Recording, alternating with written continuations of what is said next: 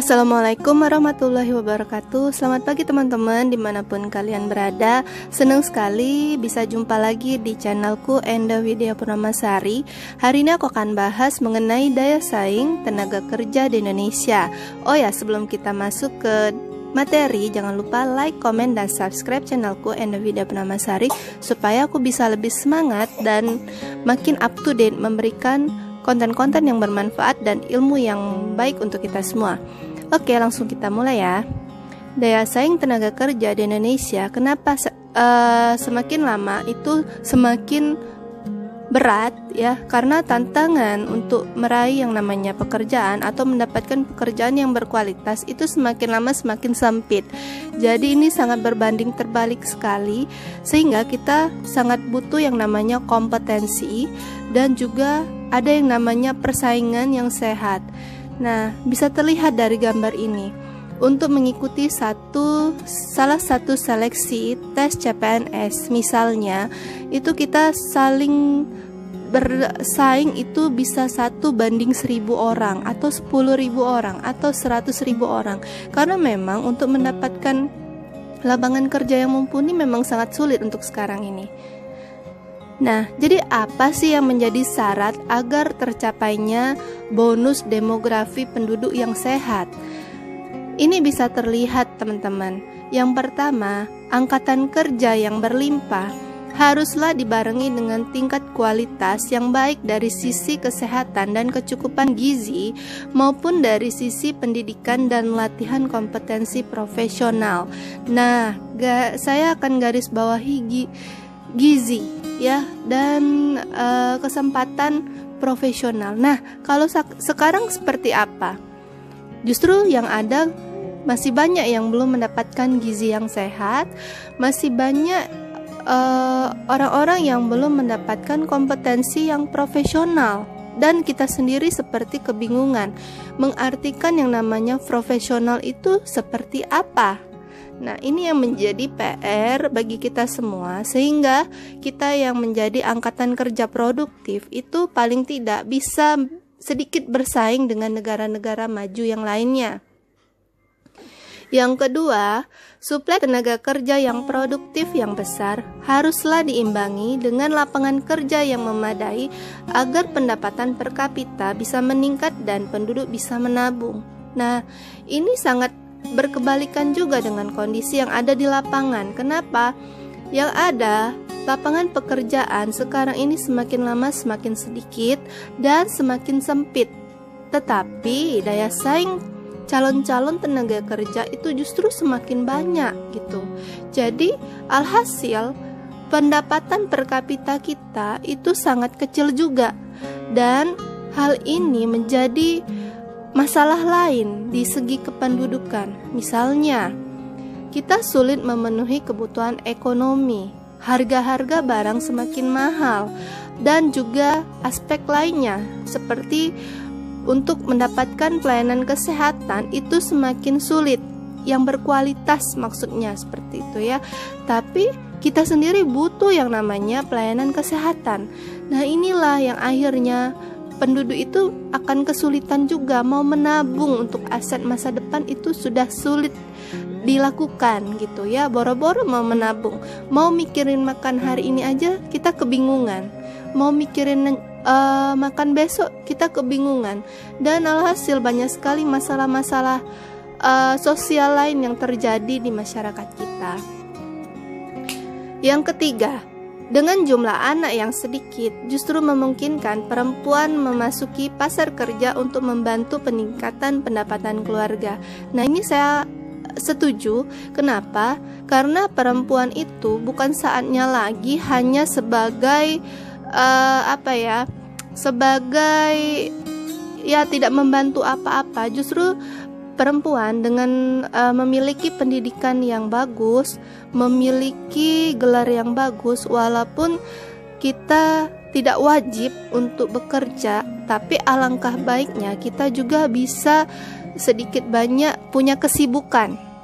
Selain kesibukan pun paling tidak kita bisa membantu suami dan membantu perekonomian keluarga. Jadi sambil jalan gitu ya, 2 langkah gini gitu, dan juga kita juga bisa memasuki pasar kerja yang bisa dibilang bersaing seperti laki-laki. Jadi ada yang namanya istilah kesetaraan gender, atau perempuan itu sebenarnya sama saja dari laki-laki ya, dari segi persaingan, dari segi otak, dari segi kecerdasan. Keempat, dengan berkurangnya jumlah anak usia 0 sampai 15 tahun karena program keluarga berencana, maka anggaran yang tadinya untuk membiayai pelayanan kesehatan dan pendidikan bisa dialihkan untuk meningkatkan kualitas sumber daya manusia pada kelompok usia 15 tahun ke atas agar mampu bersaing untuk meraih kesempatan kerja. Teman-teman, sekarang bukan lagi waktunya kita hanya mengharapkan yang namanya jenjang pendidikan sampai SMA atau S1. Tetapi seiring dengan kemajuan zaman dan teknologi yang juga semakin canggih dan berkembang, kita juga sebagai SDM harus meningkatkan kualitas dan kompetensi kita. Salah satunya bisa dengan belajar lagi atau meraih gelar lanjutan kuliah lagi agar kita bisa bersaing untuk mendapatkan kesempatan kerja yang lebih bonafit dan lebih berkualitas. Usia produktif harus mempunyai keahlian agar tidak bergantung pada ketersediaan lapangan pekerjaan, tetapi harus mampu menciptakan lapangan pekerjaan sendiri dengan cara menjadi wirausaha. Ya, betul sekali teman-teman. Jadi kita sebagai generasi muda yang handal dan berkompetisi, sudah saatnya bukan lagi antri di berbagai pameran pekerjaan ya, untuk hanya sekadar mendaftar atau melamar pekerjaan. Tetapi di zaman now ini kita sudah harus membuka lapangan pekerjaan baru, bahkan memperkerjakan orang-orang yang memang membutuhkan pekerjaan. Jadi bukan hanya sekadar follower ya, tapi sudah menjadi seorang pioner. Lalu bagaimana strategi mengelola bonus demografi? Pertama ya, dengan strategi pendidikan dan latihan. Jadi dengan kita mengikuti pendidikan yang formal, bahkan yang informal, dan juga mengikuti berbagai latihan, workshop, seminar, bahkan yang kegiatan-kegiatan yang sangat bernilai positif, itu ikut memberikan sumbangsi bagi negara dan bangsa ini akan kompetensi kita. Lalu yang kedua, strategi ketenagakerjaan dan pembangunan sumber daya manusia. Jadi ini juga menjadi bagian dalam rangka pengembangan pembangunan SDM di Indonesia, karena kita ketahui SDM kita di negara ini masih sangat lemah dan masih perlu banyak sekali pembenahan dan perbaikan. Yang ketiga, strategi kependudukan, keluarga berencana, dan kesehatan. Nah, ini juga sama di dalam kependudukan. Kita paling tidak ya, karena sekarang sudah banyak sekali ledakan penduduk ya, lalu juga keluarga berencana sudah mulai melakukan banyak inovasi supaya jangan sampai terjadi yang banyaknya ledakan penduduk dan akhirnya ikut mengganggu kesehatan masyarakat Indonesia sendiri, dan juga paling tidak bagaimana supaya kesehatan di Indonesia ini adil dan merata dan semua orang merasakan yang namanya pelayanan kesehatan. Dan yang ketiga, strategi jaminan perlindungan sosial ya, apalagi sekarang ada yang namanya BPJS Kesehatan. Pemerintah sudah mengatur bahwa seluruh masyarakat Indonesia wajib menjadi peserta JKN dan BPJS Kesehatan. Ini juga paling tidak membantu supaya setiap masyarakat atau orang berhak dan punya hak untuk mendapatkan pelayanan kesehatan yang bermutu dan berkualitas. Itu harapannya. Jadi dari strategi pendidikan dan pelatihan ini diversifikasi pada program pelatihan di PT termasuk vokasional dan profesionalitas. Kedua, prioritas pengembangan pendidikan vokasional sesuai kebutuhan pasar, pedesaan dan manufaktur. Yang ketiga, matching dengan jenis pendidikan dan pekerjaan. Keempat, investasi pendidikan untuk kualitas tenaga kerja. Jadi sebagai calon mahasiswa ya, ini bagi yang ingin mendaftar di perguruan tinggi, paling tidak sebelum masuk ke dalam jurusan atau fakultas atau perguruan tinggi, paling tidak sudah melakukan riset kecil-kecilan seberapa besar peluang pekerjaan di masa yang akan datang.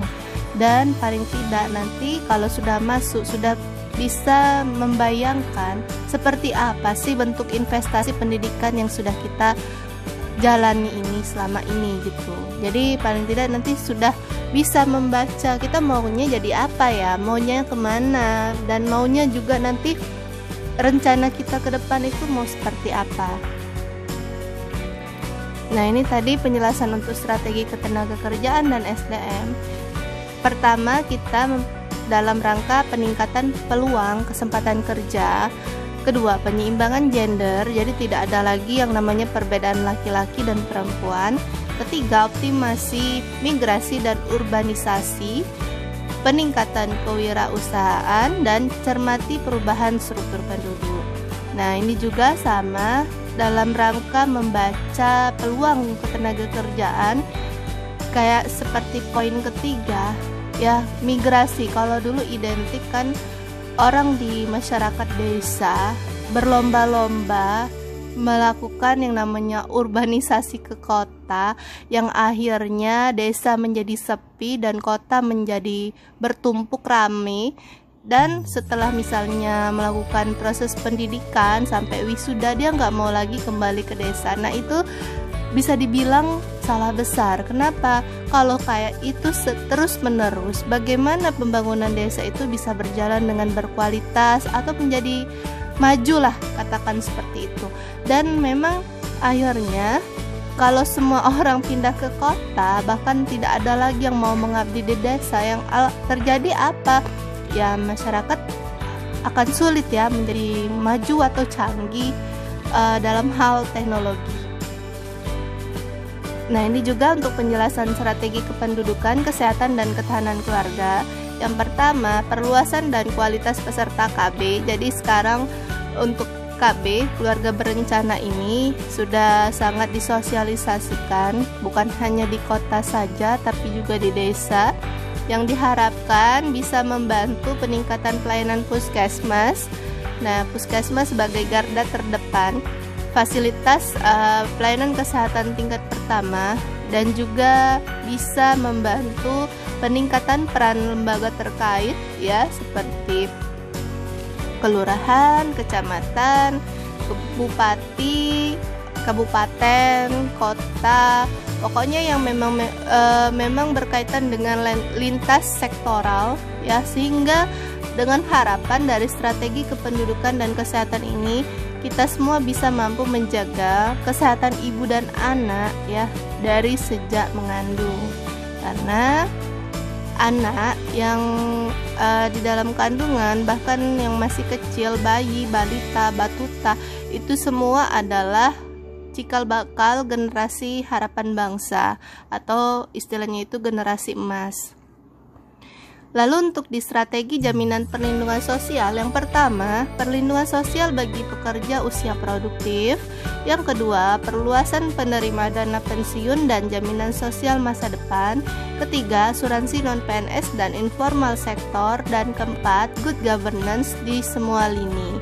Nah, ini juga sama yang saya jelaskan di awal gitu ya. Pemerintah itu sudah mewanti-wanti masyarakat agar menjadi peserta jaminan sosial, baik kesehatan maupun ketenagakerjaan. Ini diharapkan supaya seperti di poin ke-1, semua pekerja itu mendapatkan perlindungan sosial, dan juga bagi peserta yang bekerja di sektor swasta juga punya dana pensiun atau istilahnya jaminan hari tua.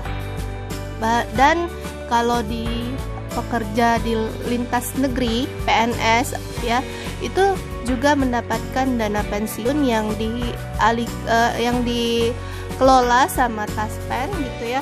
Dan juga ada yang namanya asuransi, walaupun bagi mereka yang bukan PNS gitu, jadi ada yang namanya perlindungan. Dan sektor informal lain gitu ya, ini juga saling terkait, dan adanya good governance di semua lintas. Jadi tidak ada perbedaan lagi deh di antara bidang agama, bidang pendidikan, bidang kesehatan, politik, sosial, ekonomi, dan sebagainya. Semuanya sama. Sehingga apa sih yang bisa kita tarik dari penjelasan ini? Yang pertama, supaya adanya bonus demografi yang optimal, perlu yang namanya sinkronisasi dan sinergi kelembagaan yang terkait dan pemangku kepentingan keempat strategi yang dimaksud. Yang kedua, kunci penggerak perekonomian adalah pada tenaga kerjanya sendiri yang perlu diprioritaskan guna meningkatkan produktivitasnya. Jadi kitalah yang menjadi devisa negara. Jadi bukan hanya kalau masyarakatnya tidak mau bekerja atau tidak mau produktif atau banyak pengangguran di masyarakat kita, ya otomatis bagaimana perekonomian negara ini bisa berjalan dengan maksimal. Dan yang ketiga, bonus demografi juga menjadi kesempatan dan tantangan yang perlu dikelola dengan baik agar tidak terjadi musibah atau cobaan di masa yang akan datang. Ini maksudnya apa?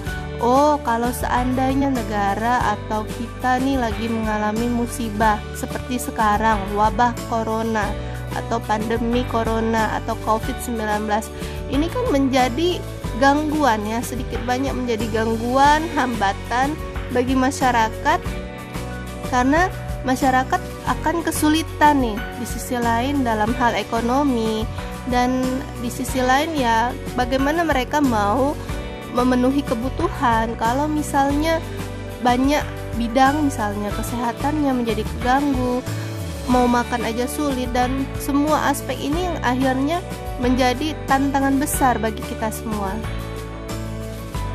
Oke, terima kasih atas perhatian semua. Jadi hari inilah penjelasan saya akhiri. Bagi yang mau ingin ditanyakan boleh silakan tulis aja di komentar, dan tetap stay tune di channel Enda Widya Purnamasari. Oke, saya akhiri penjelasan hari ini. Wassalamualaikum warahmatullahi wabarakatuh. Dadah.